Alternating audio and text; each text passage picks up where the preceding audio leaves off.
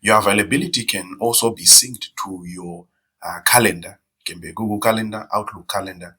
You can do that in Calendly. So let me show you how to. If you go to your extreme left, move to where it says availability.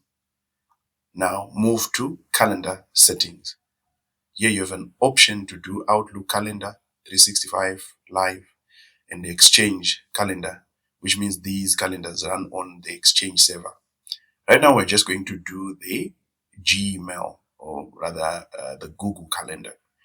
So all you have to do is to click connect. You choose the email that you want, and then you continue. Calendly, we want access into your account. You just click continue.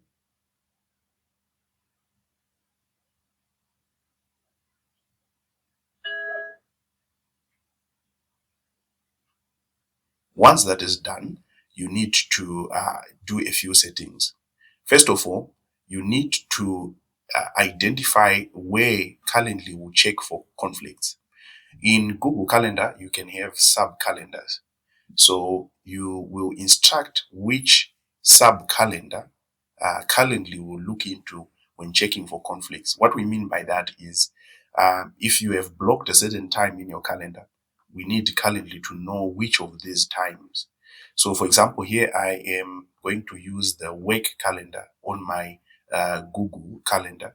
So if I block any time, Calendar will be able to read that.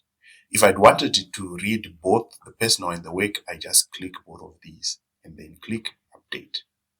So whenever you make changes like blocking time or adding meetings in your Google Calendar, Calendly will block those times out when someone is trying to book. You also need to choose the calendar which events are going to be added into. Right now I have the personal and the work calendar. I want events to be added into the work calendar.